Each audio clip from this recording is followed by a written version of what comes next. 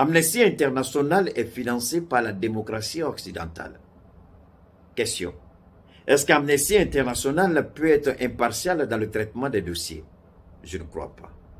Human Rights Watch est financé par la démocratie occidentale. Croyez-vous sincèrement que cette organisation non gouvernementale, cette ONG, qui est financée par la démocratie occidentale, peut traiter les dossiers de cas de violation des droits de l'homme avec une certaine impartialité? Je ne crois pas. Alors, question. Est-ce que ces organisations sont crédibles? Je ne crois pas. Est-ce qu'il faut faire confiance à ces organisations? Je ne crois pas. Est-ce qu'il faut croire à la sincérité de Human Rights Watch? Non. Est-ce qu'il faut croire à la sincérité d'Amnesty International? Non. Comme la plupart des organisations internationales, ce sont des organisations qui sont financées par les grandes capitales occidentales, par les grandes démocraties occidentales. Donc, il est difficile dans ces cas de figure que nous puissions avoir des dossiers qui ont été traités avec impartialité. Voilà pourquoi vous allez mieux apprécier la démonstration que nous allons faire pour mettre à nu la complicité d'Amnesty International, le mensonge d'Amnesty International, les violations élémentaires même de la méthodologie de l'enquête. Une enquête qui est supposée être internationale mais qui a été biaisée. Alors la question qu'on se pose, pourquoi l'acharnement contre le Mali? Pourquoi on veut tant au Mali? Pourquoi on veut tant aux autorités de la transition du Mali? Pourquoi on s'attaque tant à ce travail magistral, monstrueux qui est en train d'être fait par la transition, Assimi Goïta et son département? Pourquoi tant de haine? Pourquoi tant de méchanceté? Pourquoi tant de jalousie? Pourquoi mettre du bâton dans les roues de la transition malienne? Pourquoi empêcher la transition de travailler pour le bonheur du peuple malien? Alors la question qu'on devait se poser, toute cette panoplie de déclarations des droits de l'homme, des déclarations universelles des droits de l'homme, toute cette panoplie de déclarations sur la communauté internationale, l'entraide internationale, c'est basé sur du faux et du mensonge. Il n'y a pas de vérité dedans. L'ordre mondial obéit à leur volonté. L'ordre mondial ne correspond pas à l'ordre mondial tel que pensé et écrit. Première réflexion. Avant d'en arriver à Moura, il y a eu Bunti, où l'armée française, l'aviation de la junte française a ouvert le feu sur 19 civils maliens en train de célébrer un mariage. Mais regardez bien l'ironie du sort. Regardez bien l'ironie du traitement du document par Amnesty International, Human Rights Watch, la MINUSMA et la France elle-même. Tous sont convenus de dire qu'il s'agit d'une bavure. Donc l'armée française dit que ce sont des terroristes qui se sont déguisés en civils. Première réflexion. Si les terroristes se sont déguisés en civils, comment pouvez-vous identifier tous ces morts à Moura? Ce n'est pas moi qui le dis.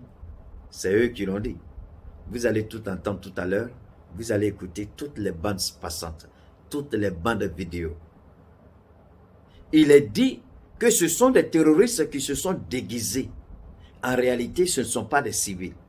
L'aviation de la junte française a ouvert le feu sur des civils maliens qui célébraient un mariage. Jusqu'à la date d'aujourd'hui, il n'y a jamais eu d'enquête. On a eu une enquête bizarre de la MINUSMA qui revient à la même conclusion, il y a eu bavure. On n'a pas vu Amnesty International dire qu'il faut saisir la CPI. On n'a pas vu Human Rights Watch dire qu'il faut saisir la CPI. Quand c'est les Africains, il faut saisir la CPI. Quand c'est les Africains, Amnesty en parle. Quand c'est les Africains, Human Rights Watch en parle. Quand c'est les Africains, l'Union européenne en parle. Quand c'est les Africains, les grandes capitales occidentales sont prêtes à vomir sur nous. Mais quand c'est eux, c'est radio silence. La France a tué à Bunti. Vous allez voir tout à l'heure la bande audio et la bande vidéo. Ensuite, quand vous allez à Gossi, je ne suis pas médecin légiste, mais demandez à tous les médecins légistes, il faut combien de temps à un corps pour se décomposer? Vous allez voir tout de suite la bande vidéo des 8 corps qu'on a découverts à quelques mètres du camp français. Un camp qui a été remis à l'armée malienne 2 jours après, dans le cadre d'une patrouille de routine, ils ont découvert le charnier. Alors, comment un camp qui a été remis à une armée, 2 jours après, on trouve des corps? Vous croyez réellement que les corps que nous avons vus, avec l'état d'avancement de leur décomposition, des corps qui étaient gonflés, vous croyez réellement que ces corps-là peuvent se gonfler en 2 jours? Et si c'est les Maliens qui ont tué avec, selon eux, avec Wagner, alors, quelle est l'utilité de l'armée française, puisque c'est juste à côté du camp que la scène s'est produite? Ils nous prennent toujours pour des imbéciles, pour des idiots qui ne savent pas réfléchir et faire la part des choses. Il faut combien de jours pour qu'un corps soit décomposé? Je vous invite à vos claviers, je vous invite à entrer dans Internet et puis regarder l'état de dégradation du corps humain. À partir de combien de mois, ou du moins à partir de combien de jours, le corps commence à se gonfler, devenir raide et commence à pourrir. Regardez la durée. Est-ce que c'est en 2 jours? Est-ce que c'est en 3 jours? Est-ce que c'est en 5 jours? Est-ce que c'est en 6 jours? On a vu des gens qui sont morts 2 jours après, on allait retrouver leur corps intact. C'est après des jours que le corps commence à se gonfler. Alors, l'armée malienne arrive 2 jours après après que Barkhane soit parti, il découvre un corps et France 24 se fait le relais de dire que le Mali et Wagner ont été pris en flagrant délit de mensonge, alors que tout le monde sait. Mais on n'a pas vu Amnesty International se lever pour dire qu'il faut faire la lumière sur Gossi. On n'a pas vu Human Rights Watch pour dire qu'il faut se lever pour faire la lumière sur Gossi. On n'a pas vu encore la MINUSMA se lever pour dire qu'il faut faire la lumière sur Gossi. On a accusé juste le Mali, mais on n'a pas voulu que l'enquête ait lieu. Pourquoi? Parce qu'il y aura la balistique. La balistique veut dire quoi? La balistique veut dire l'arme que vous avez utilisée pour tuer quelqu'un, on va étudier la balle qui est dans le corps. Le reste, parce que quand vous tirez, la balle va se loger dans le corps. Et si l'enquête est menée, donc autour de Gossi, il y a forcément des balles perdues. Donc on va récupérer ces balles perdues. Est-ce que ce sont des balles de l'armée malienne? Parce que l'armée malienne utilise des balles qui sont fabriquées en Russie. La France utilise ses propres balles, ses propres munitions. Dans les munitions, on aura forcément des balles perdues. On va pouvoir extraire des balles du corps, sinon des corps des personnes qui sont retrouvées là. Donc, il y aura une balistique. Là, le médecin légiste va faire l'autopsie, retirer les balles, et puis voir si c'est des balles russes ou si ce sont des balles françaises. C'est aussi simple que ça. Mais on n'a jamais voulu que ces enquêtes-là soient faites dans la transparence. Et lorsque le Mali a dénoncé la duplicité de l'action française, une action de déstabilisation au motif de stabiliser, équiper, former et renseigner les terroristes, vous allez être surpris. Quand vous prenez, je vais vous faire écouter d'abord l'intervention du ministre, du premier ministre Choguel Kokala Maïga, du ministre Abdoulaye Maïga. Et puis je vais vous faire passer quelques éléments et ensuite le ministre Abdoulaye Diop et d'autres officiels maliens. Le Mali a toujours demandé que la vérité soit faite. Donc quand vous écoutez exactement comment nos responsables ont parlé, vous faites tout de suite une idée de ce qui est préparé contre le Mali par rapport à Moura. Moura, ça n'a jamais été la recherche de la vérité, ça n'a jamais été la manifestation de la vérité, mais l'objectif était de monter quelque chose pour accuser le Mali. Vous avez vu, même c'est à partir du Sénégal maintenant qu'on attaque le Mali. Serge Daniel, il est au Sénégal, il ment sur le Mali.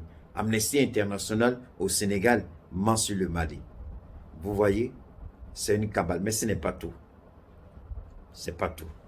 Pour vous montrer que la France est malhonnête, la mort de Ghislaine Dupont, avec son collègue français, les journalistes de RFI, je crois, et puis France 24, qui ont été enlevés à Kidal et puis assassinés plus tard. Vous allez voir le mensonge grossier et grotesque de l'armée française sur ses propres citoyens. Vous avez pu écouter et entendre aussi l'enlèvement de ce journaliste français qui a été libéré. Mais en réalité, il n'a jamais été enlevé, ce monsieur, puisqu'il était allé pour réaliser quoi? Une interview. Et comme ce sont les terroristes même qui ont financé l'interview, donc ils l'ont gardé, ils ont fait croire qu'ils l'ont enlevé pour récupérer de l'argent à la France. Et la France est passée avec Bazoum pour payer l'argent. L'argent qu'ils ont donné aux journalistes, l'argent parce que quand vous écoutez bien, le reportage dit qu'aucun journal ne voulait financer la mission du journaliste. Donc, c'est le groupe terroriste même qui a payé son billet d'avion. Donc, il était d'accord avec eux. Payez mon billet d'avion, après vous me gardez en otage, la France va payer. Et c'est ce qui s'est passé. Donc, la France est passée par Bazoum pour payer, et puis le gars a été libéré. Mais il était là-bas, puisque c'est le même gars qui, après, on a vu son interview, après, l'interview a été publiée. Alors, vous allez voir comment la mort de Ghislaine Dupont et son collègue, comment l'armée française a menti et manipulé le peuple français et la communauté internationale. C'est cette armée menteuse, manipulatrice, corrompue, qui n'a jamais dit la vérité. C'est cette armée-là qui nous accuse et qui nous attaque. Vous allez entendre aussi le directeur de la DIRPA qui va dire comment exactement les opérations se sont passées à Mora. Mais vous croyez-vous réellement que c'est la vérité qu'on recherche? Pourquoi Human Rights Watch ne s'est pas approché de la DIRPA pour avoir des informations sur l'opération? Pourquoi l'armée malienne n'a jamais été contactée? Pourquoi l'armée malienne n'a jamais été approchée? Parce qu'il y avait d'autres enjeux, d'autres objectifs. Alors je vais vous permettre de bien visionner toutes ces vidéos-là.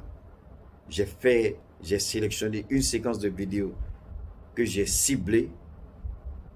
Vous allez les écouter et vous allez découvrir que la France est une véritable menace, même jusqu'à la date d'aujourd'hui, même en dehors du Mali. La France reste une menace. Peuple du Mali. Et ce qui m'a un peu choqué, peuple malien, je vous invite à la vigilance. À l'exception d'une poignée de personnes, d'une poignée de politiciens patriotes qui aiment le Mali et qui aiment le peuple malien. La plupart de tous ces politiciens qui ont gouverné, volé et pillé les deniers du pays, les ressources de l'État, personne n'est sorti pour condamner. Vous voyez, il y a des petites... quand il s'agit d'insulter le Mali, vous avez vu, comment il s'appelle là même là, c'est quoi? Ouverture média de ce petit vaurien là, Tchorno. Est-ce que vous les avez entendus parler? Est-ce qu'ils ont recherché la vérité? Est-ce qu'ils ont... Parce que quand on cherche la vérité, il y a une façon de le faire. On met les informations à la disposition du peuple, à la disposition de la population. Je ne sais pas si c'est Joliba ou bien quoi là. Il y a une autre petite télévision là qui prend son temps à insulter le Mali. Radio Clédou ou bien quoi là. Personne, vous voyez, ça devait être leur travail. Ce que je suis en train de faire devait être leur travail. Moi, je ne suis pas journaliste. Mais je suis pour la manifestation de la vérité. Voilà pourquoi je suis allé chercher ces éléments que je vais mettre ensemble, je vais les coupler et puis les mettre à votre disposition. Mais avant de le faire, je vais vous inviter tous, si vous voulez vous habiller correctement, si vous voulez des chapeaux directement du Nigeria, si vous voulez avoir vraiment des tenues impeccables, des tuniques impeccables, des basins 3 pièces impeccables, des tissus haut de gamme, avec une finition exceptionnelle, une couture exceptionnelle, vous contactez Yahi Touré. Yahi Touré, vous la contactez. C'est elle qui habille Keïta. C'est elle qui chausse Keïta. C'est elle qui me donne mes boutons de manchette. C'est elle qui me donne mes parfums. Donc Yahi Touré, vous la contactez. Vous voulez vous habiller. Vous voulez être galant. C'est un mariage. C'est un baptême. C'est une interview. C'est une rencontre avec les autorités. C'est, comment on appelle, vous allez pour demander un boulot. Vous allez, comment vous dites, c'est un entretien d'embauche. Habillez-vous correctement en tunique. Yaya Touré fait la qualité, Yaya Touré fait la différence, Yaya Touré fait l'exception. Ensuite, je m'adresse à tous ceux qui sont malades et à tous ceux qui ne sont pas malades. Quel que soit votre état de santé, quel que soit votre état de santé, que vous soyez malade ou pas, que vous ayez fait votre bilan de santé et que votre médecin traitant vous déclare négatif et que vous n'avez rien, vous vous portez bien, je vous invite, je ne dirais pas à mettre la parole de votre médecin en doute, mais je vous demande de tester le thiamycine 75. Pour vous qui êtes bien portant, pour vous qui êtes déclaré bien portant à travers vos analyses, vos examens, vos radios, vos scanners, rayons X et rayons laser, à travers les propos de votre médecin, vous êtes bien portant, vous n'avez rien. Je vous invite à utiliser le thiamycine. Vous allez être surpris du résultat de ce qui va sortir de votre corps. Ce sera au-delà de votre compréhension. Pour ceux qui sont malades, vous avez fait des années, vous traînez la même maladie, vous souffrez des douleurs intenses et insupportables. Quelle que soit la nature de votre maladie, je dis bien, quelle que soit la nature de la pathologie, cancer, fibrome, kyste, vous êtes hypertendu, hypotendu, vous avez la tension, vous avez la diabète, vous êtes diabétique, vous avez des problèmes de vision, vous avez des problèmes d'équilibre, vous avez des problèmes d'audition, vous avez les trompes bouchées, vous avez le cancer ovarien, vous avez le cancer de la prostate, vous avez fait des opérations de la prostate, vous avez des problèmes au niveau du rein, infection rénale, vous avez défaillance rénale, vous avez insuffisance rénale, vous avez des problèmes avec la colonne vertébrale, vous avez les organes qui ont une infection interne, vous avez le sang qui est infecté, le sang qui est sale, vous avez cette fatigue, cette courbature, vous avez la drépanocytose, ce sont les os, ce sont les articulations. Je vous conseille de faire un tour du côté du thiamycine 75 et mettre le thiamycine à l'œuvre. Le thiamycine, là où le médecin vous dit que vous êtes incurable, le thiamycine 75 va vous guérir. Là où le médecin dit on ne peut que soulager la douleur, le thiamycine apporte la guérison. Là où on vous a traité pendant plus de 30 ans, 40 ans, le thiamycine apporte la guérison après quelques semaines, quelques mois de traitement. Nous ne sommes pas des charlatans. Notre produit est 100% bio.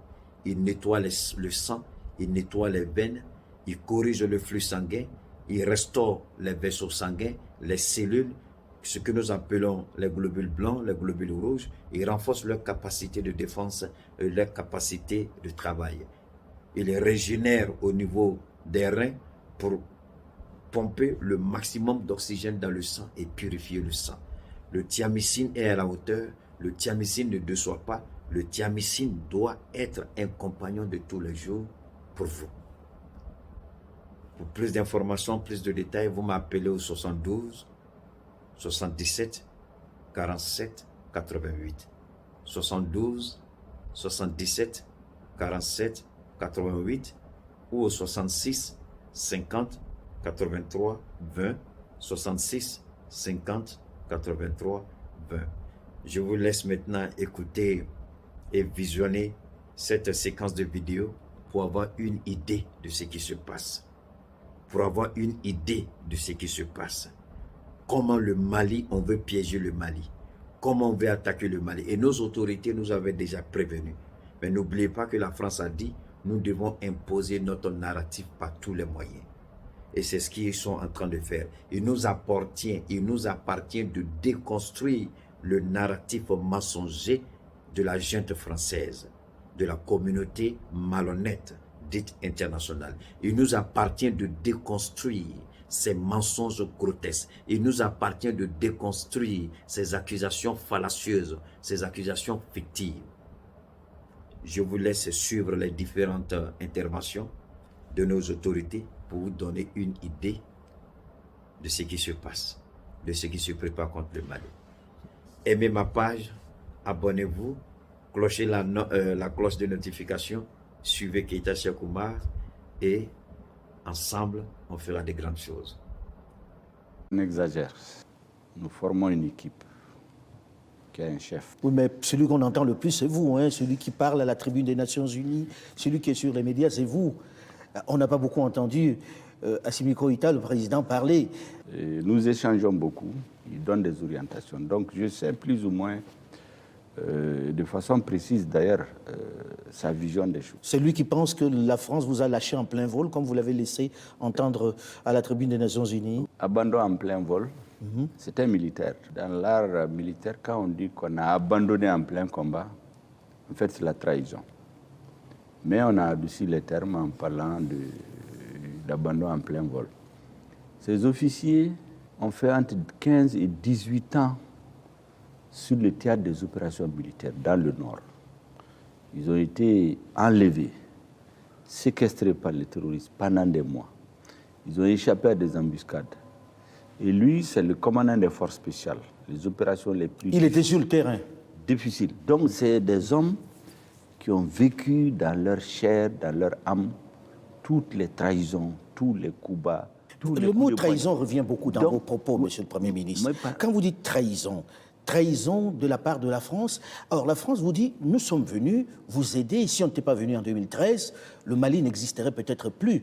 Comment peut-on parler de trahison dans ces circonstances-là? Est-ce que vous savez que des hautes autorités françaises, des sénateurs, des députés, dans des débats, on dit clairement qu'il faut donner l'autonomie au Nord. Il faut un plan d'autonomie, que les Maliens du Nord et du Sud ne peuvent pas vivre ensemble. La fédération. En fait, ils voulaient diviser le Mali par une fédération. Le 15 mai 2015, quand l'accord pour la paix et la réconciliation issu du processus d'Alger a été signé, le lendemain, le ministre de la Défense français, Jean-Yves Le Drian, il a donné une interview sur RFI. Il dit que les Maliens du Nord et du Sud ont tout fait pour vivre ensemble. C'est difficile. Conclusion, on l'attire. Avant lui au Sénat, que ce soit de gauche ou de droite, au Parlement, c'est documenté, ils ont dit qu'ils vont donner un plan d'autonomie au Nord. Le ministre des Affaires étrangères de Nicolas Sarkozy, Alain Juppé, je l'ai écouté, j'ai documenté. Il a dit sur la chaîne LCI que son dernier voyage au Mali, en mars 2012, il a dit à ATT qu'il faut donner l'autonomie aux Touaregs. Des chefs indépendantistes ont dit que c'est la France qui leur a promis de diviser le Mali pour faire un État. Donc, quand après le pays a été envahi et que notre gouvernement a saisi l'État français, ce qui a été dit, convenu, pourquoi je parle de trahison? Ce qui a été convenu, la lettre est très claire, appui aérien et à renseignement. Il n'était pas prévu des militaires français au sol. C'est les soldats maliens qui ont libéré Konna, qui ont libéré Gao, qui ont libéré Tombouctou. Arrivé à Néfis, c'est l'armée française qui leur a barré la route. C'est la mer des C'est réel ça que l'armée française a empêché d'entrer dans Kidal? C'est authentique. Avec quelle explication? Comment c'est expliqué qu'ils ne puissent pas rentrer dans une ville du Mali? Ils se sont opposés par les armes et l'ambassadeur de France qui était là en ce moment, il s'appelait Christian Rouillet, pour avoir dit à son gouvernement, vous êtes en train de faire une faute. Ceux que vous soutenez ne sont pas représentatifs, ni dans la communauté touareg, ni dans la communauté. Ne vous discréditez pas avec eux. 2 jours après, on l'a relevé. Vous savez par qui on l'a remplacé? Non. Par l'officier de la DGSE, l'officier de liaison avec les mouvements séparatistes. La Direction générale de la sécurité extérieure, les services de renseignement. C'est un officier qui vient, qui s'appelle Gilles Huberson. C'est lui qu'ils ont désigné ici comme ambassadeur. D'une adaptation de l'aménagement à l'environnement dans lequel elle est déployée et d'une meilleure articulation de cette mission avec les autorités maliennes. Dans cette perspective, il est extrêmement important pour l'aménagement de rester une force d'appui au Mali dans sa quête de stabilité. Le gouvernement du Mali dénonce les influences extérieures négatives et les tentatives d'instrumentalisation de certaines entités légalement présentes au Mali pour servir des agendas cachés, y compris à travers l'exploitation de la question des droits de l'homme aux fins de déstabilisation. Monsieur le Président, le monde se souviendra qu'après avoir été abandonné en plein vol le 10 juin 2021 par la France, qui a unilatéralement décidé de retirer la force Barkhane du Mali, mon pays a été ensuite poignardé dans le dos par les autorités françaises. La précision est d'autant plus utile que nous refusons tout amalgame avec le peuple français que nous respectons. Les autorités françaises, profondément anti-françaises, pour avoir régné les valeurs morales universelles et trahi le lourd héritage humaniste des philosophes des Lumières, se sont transformées en une junte au service de l'obscurantisme.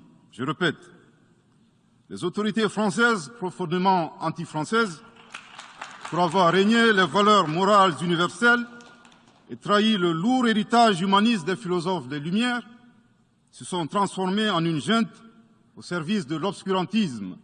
Je répète pour une dernière fois.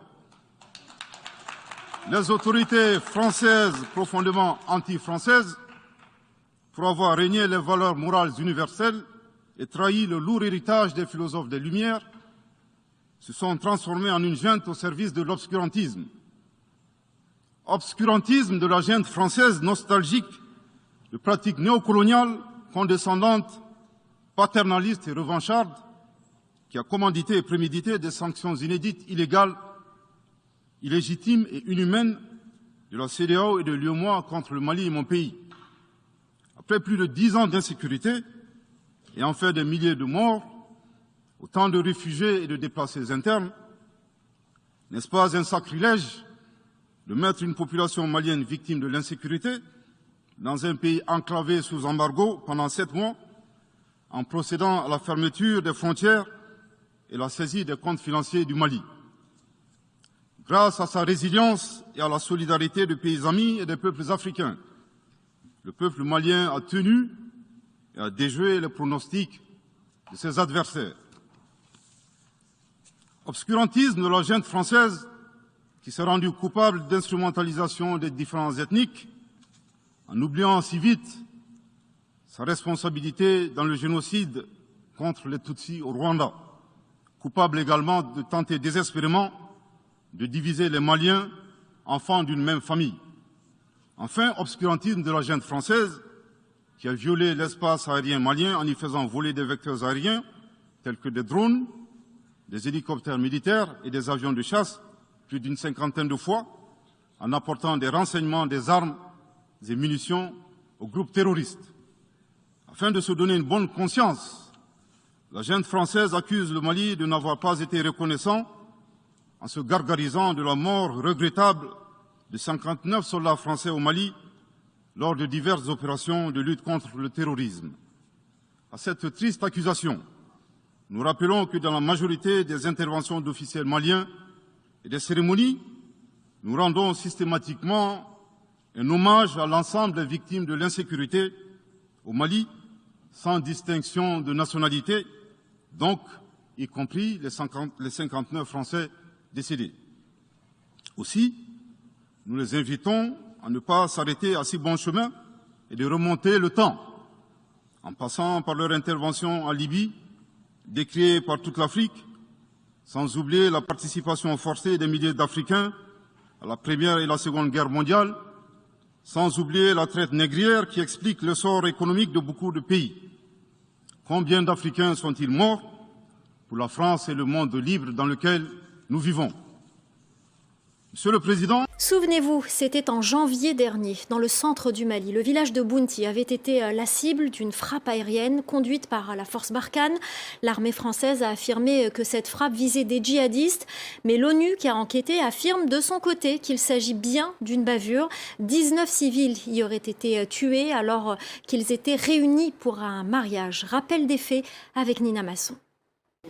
Une frappe aérienne et 2 versions qui se font face. Que s'est-il passé le 3 janvier dernier à Bounti, dans la région malienne de Douentza? Ce jour-là, une frappe française a tué au moins 19 personnes à 1,5 km au nord des dernières cases de ce petit village du centre du Mali. L'armée française dit n'avoir ciblé que des djihadistes. Mais une enquête menée par la MINUSMA, la mission de l'ONU au Mali, avance une toute autre version. Selon elle, ce sont des civils réunis pour un mariage qui ont été visés. La MINUSMA est en mesure de confirmer la tenue d'une célébration de mariage qui a rassemblé sur le lieu de la frappe une centaine de civils, parmi lesquels se trouvaient 5 personnes armées, membres présumés de la Katiba Serma. La Katiba Serma est un groupe islamiste lié à une alliance djihadiste, elle-même affiliée à Al-Qaïda. 3 de ses membres supposés ont été tués par la frappe française ce jour-là, selon le rapport de la MINUSMA, et non une trentaine, comme l'affirme Paris. Toujours selon l'ONU, le reste du groupe visé était majoritairement composé de civils, ce qui rend illégale toute attaque dirigée contre eux, du point de vue du droit international humanitaire. À cette heure, Paris réfute toute bavure et maintient sa version. Seule une trentaine de combattants djihadistes identifiés comme tels par surveillance aérienne ont été visés par cette frappe. La MINUSMA recommande de son côté aux autorités maliennes et françaises de diligenter une enquête indépendante afin de faire toute la lumière sur cette affaire. Vous l'avez entendu, Paris, de son côté, réfute toute bavure à Bounti et émet des réserves sur le rapport de l'ONU. À Bamako, Serge Daniel, le correspondant de RFI, a pu consulter le rapport. Écoutez ses explications. Il s'agissait bien de mariage et non d'un rassemblement de groupes djihadistes. L'autre information contenue dans ce rapport, c'est que la frappe française a tué des civils, 19 au total, dans un premier temps 16, et puis 3 autres sont morts des suites de leurs blessures. Le rapport que nous avons consulté précise cependant que sur les lieux, il y avait au moins 5 personnes armées, dont une avait visiblement montré son arme, et que parmi ces personnes, c'était probablement des djihadistes, et que 3 personnes ont été tuées, donc 3 présumés djihadistes ont été tués, à côté de 19 autres civils tués, et le rapport recommande aux armées maliennes et françaises de mener, aux autorités maliennes et aux autorités françaises de mener des investigations pour clarifier la situation de ce qui s'est passé donc dans ce village de Bounti. On reste au Mali. Un euro symbolique a été remis à l'État malien et à la communauté internationale représentée par l'UNESCO. En effet, une fosse commune a été découverte près du camp militaire de Gossi au nord du Mali. Il s'agit effectivement du camp militaire qui était, jusqu'à cette semaine, détenu par l'armée française de l'opération Barkhane. Mystérieusement, juste après la rétrocession du camp militaire de Gossi à l'armée malienne, un charnier a été découvert dans les alentours. Les corps d'une 8aine de personnes approximativement y sont enterrés. La chaîne d'information en continu France 24 tente vainement d'apporter la preuve que ce n'est pas Barkhane qui en est responsable. Un nouveau scandale rappelant le massacre de Bounti qui est resté impuni. Cette fois-ci, la technique utilisée par l'armée française est de remettre des images de drones à France 24 afin que ces derniers les dédouanent.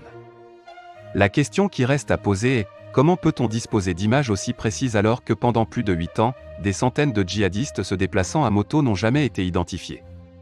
En effet, la proximité entre France 24 et Barkhane est saisissante, ils sont imbriqués l'un dans l'autre. On se rappelle aussi qu'il y avait quelques jours de cela, à peu près 6 personnes avaient été enlevées par Barkhane dans le nord du pays. Est-ce que ce nouveau charnier va rester impuni comme l'attaque de Bounti? Ce qui est sûr, c'est que l'armée française veut prendre les devants en faisant porter le chapeau aux nouveaux partenaires de l'armée malienne.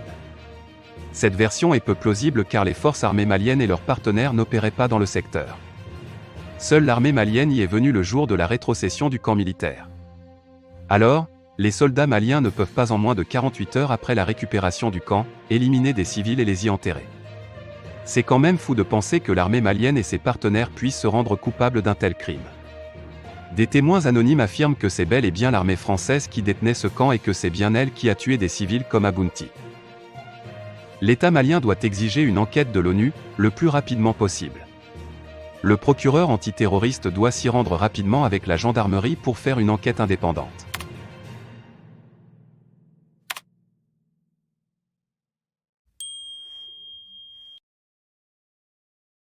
Bienvenue sur France 24. On démarre avec cette enquête de RFI sur l'assassinat en 2013 au Mali des journalistes Ghislaine Dupont et Claude Verlon, qui remet en cause la version officielle de l'armée française. Elle affirme que des forces spéciales ont pourchassé les ravisseurs. On en parle avec Pierre Firsion du service politique Afrique de RFI. Et bonsoir Pierre, vous avez participé à cette enquête. D'abord, quelles sont ces révélations ? Eh bien, les révélations, c'est de dire qu'en gros, les forces spéciales étaient omniprésentes à Kidal et qu'elles sont intervenues et qu'elles ont visiblement tenté de poursuivre, de pourchasser les ravisseurs. Ça, les autorités françaises n'en avaient jamais parlé. Or, on s'aperçoit à partir des documents qu'on a trouvés que non seulement les forces spéciales sont omniprésentes ce jour-là à Kidal, ça on a trouvé des documents de la DGSE et de la DRM qui l'attestent.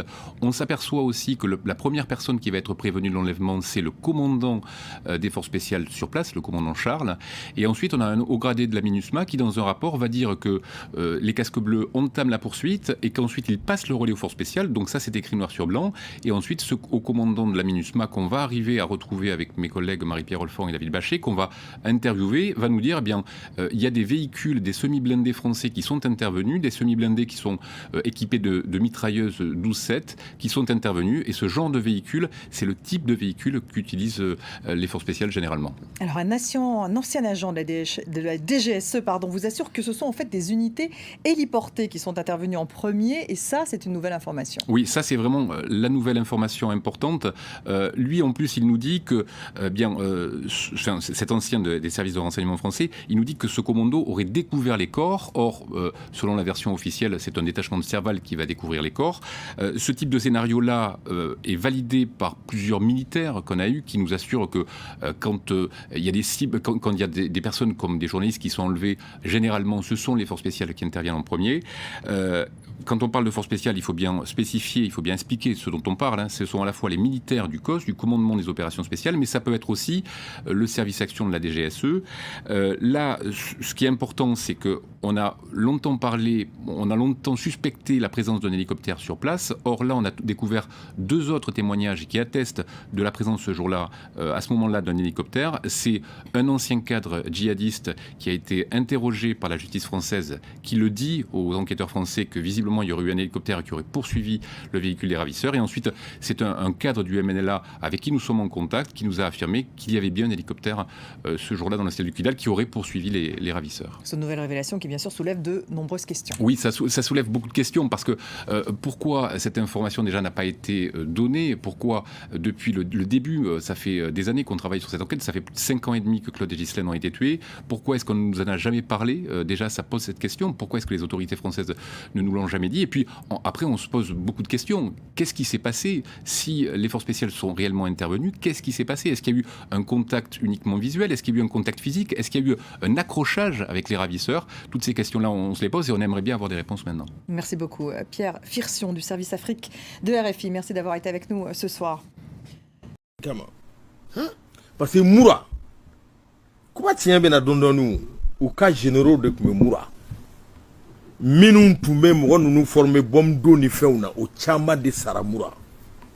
France b'a fɛ ka mun kɛ sisan a b'a fɛ ka munumunu Nations Unies kɔnɔna fɛ u kana force d'interposition dɔ sigi tuguni u ye Kidal ta kɛ cogoya min na ko fulaw bɛna ban n'an mana ka dɛmɛ don fulaw ma k'u ni armée fara ka bɔ ɲɔgɔn na fulaw bɛna ban o de fɛɛrɛ tigɛtɔ filɛ an k'an ka wuli k'o de kɔn sisan ka wuli ka armée dɛmɛ k'a fɔ nkalon don.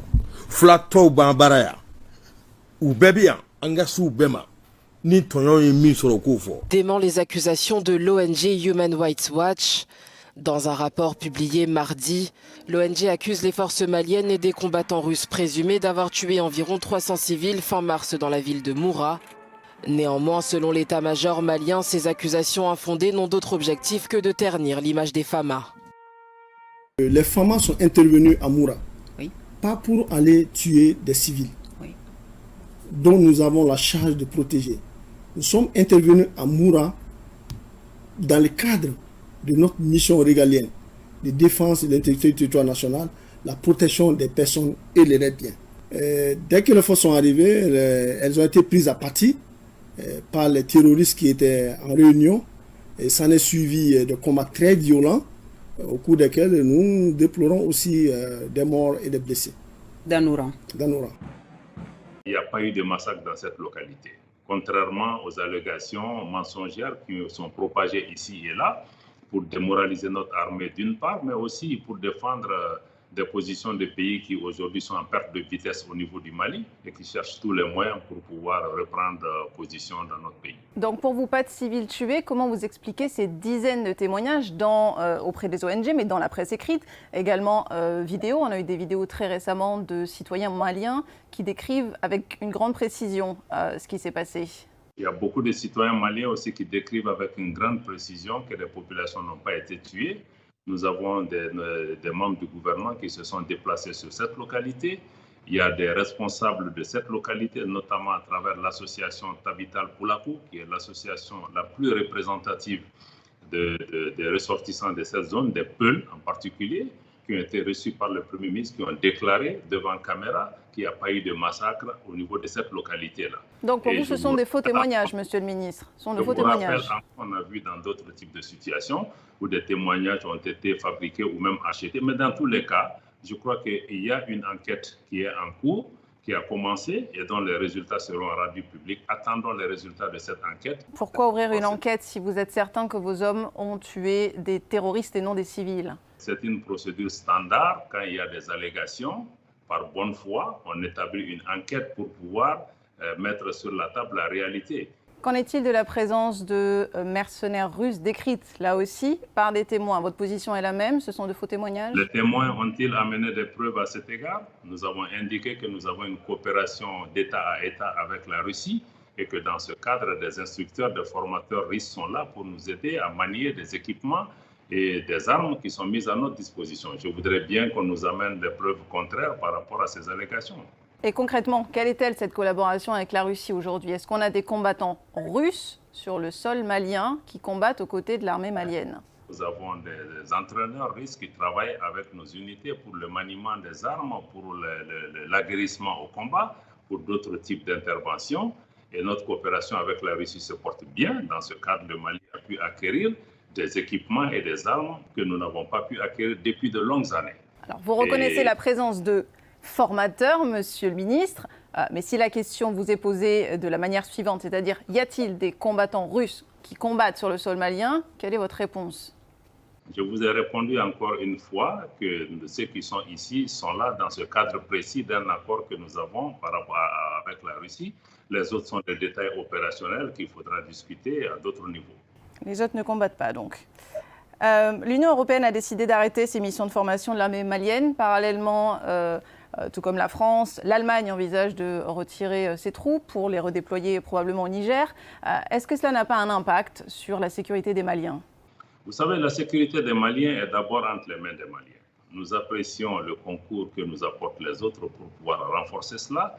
Mais si à un moment donné, un pays estime qu'il n'y a pas de raison pour pouvoir continuer sa coopération avec nous, nous en prenons acte et nous respectons cette décision. Mais je crois qu'aujourd'hui, utiliser cela comme une sorte de chantage sur l'État malien pour le choix de ses partenaires, ceci ne marchera pas non plus. Le Mali s'est abstenu lors du vote visant à condamner l'invasion russe. Il s'est en revanche exprimé contre l'exclusion de Moscou du Conseil des droits de l'homme de l'ONU. Qu'est-ce qui justifie cette opposition? Le Mali a pris une position de principe par rapport à cela parce que nous estimons que l'exclusion, l'isolement ne constitue pas une solution, qu'il faut continuer à tendre la main, à promouvoir le dialogue pour régler ces problèmes-là. Qu'est-ce que le Mali attend à gagner en se rangeant du côté de la Russie? Ou plutôt, qu'est-ce qu'il aurait à perdre en ne le faisant pas? Le Mali se range du côté de ses propres intérêts. Le Mali se bat pour sa survie aujourd'hui. Le Mali met tout en place pour assurer sa sécurité et avoir le contrôle de son territoire que nous avons en grande partie perdu suite à l'intervention occidentale en Libye. Le Mali fait face à plusieurs types de défis. Nous préférons nous concentrer sur ça. Le Mali n'est aligné derrière personne. Et nous voulons travailler aujourd'hui avec tous les pays dans le monde qui estiment cela. Mais comme tous les pays, chacun défend ses intérêts et le Mali estime qu'aujourd'hui, il doit aller dans le sens de la défense de ses propres intérêts tout en maintenant des relations amicales avec toutes les nations qui le souhaitent. Est-ce que la junte malienne fait confiance à la Russie? Les autorités de transition maliennes travaillent avec la Russie depuis l'indépendance de notre pays et nous sommes satisfaits du niveau de collaboration avec ce pays qui nous apporte un appui conséquent, qui répond aussi à nos besoins d'équipement pour assurer la sécurité de notre pays et asseoir le contrôle de l'État sur l'ensemble de son territoire national. Donc c'est une collaboration que vous entendez poursuivre, si elle se passe bien? Absolument. Personne, je dis bien personne, ne peut nous déstabiliser. Notre peuple est un grand peuple. Les peuples de France, les peuples européens sont des peuples amis. Beaucoup de Français sont des amis du Mali, mais qui ne comprennent pas les jeux de leur gouvernement, en réalité. Nous ne confondons pas le peuple français et les dirigeants qui ont un autre agenda, qui ont leur propre projet, qui n'ont rien à voir souvent à ce qu'ils disent, même à leur opinion publique. Ils n'ont jamais dit à leur opinion publique, quand ils intervenaient en 2013, qu'ils allaient diviser le Mali pour créer un sanctuaire pour les terroristes. Ils n'ont jamais dit. On présente les soldats français qui meurent, personne ne nie. Tous les étrangers qui meurent sur notre territoire, nous serons toujours reconnaissants, à jamais. On nous dit qu'on est venu libérer le Mali. Pourquoi arriver au nord du Mali, la France a interdit à l'armée malienne d'occuper tous les territoires. Pourtant, le président français avait dit l'objectif de l'opération Serval, 3 objectifs: détruire le terrorisme, et restaurer l'autorité de l'État malien sur l'ensemble du territoire, appliquer les résolutions des Nations Unies. C'est ce qui a été dit à la face du monde. Mais l'opinion publique française, les Français, certains dont les enfants meurent, ne savent pas que c'est leur gouvernement qui a coupé le Mali en deux, créé un sanctuaire où les terroristes ont été s'allier et s'organiser pendant 2 ans pour revenir envahir notre pays. Ils ne disent pas ça à leur opinion publique. Ils jouent sur les sentiments. Des soldats français sont morts. Mais les Africains sont morts pour libérer la France. À la Deuxième Guerre mondiale, c'est l'Afrique qui était le lieu de repli de De Gaulle pour reconquérir la souveraineté de la France. C'est ici que les gens travaillent. C'est les Africains qui mouraient. Hollande l'a dit ici, qui payait une dette en 2013. Pourquoi on passe le temps à nous dire que les soldats français sont morts? Les Américains n'ont-ils pas libéré la France? L'armée rouge n'a pas libéré une partie de l'Europe? Pourtant, quand les Français ont décidé que ce n'est plus nécessaire, ils ont dit aux Américains de partir. Est-ce que les Américains se sont mis à insulter les Français? Il n'y a eu jamais de Russes sur leur territoire. Les soldats africains qui ont été libérés de la France, certains ont demandé leur simple droit en 1945, on les a massacrés à Tcharoui. Donc il faut qu'on arrête de jouer sur les sentiments et nous faire la leçon. Personne ne peut faire la leçon au gouvernement malien, surtout pas de leçons de morale.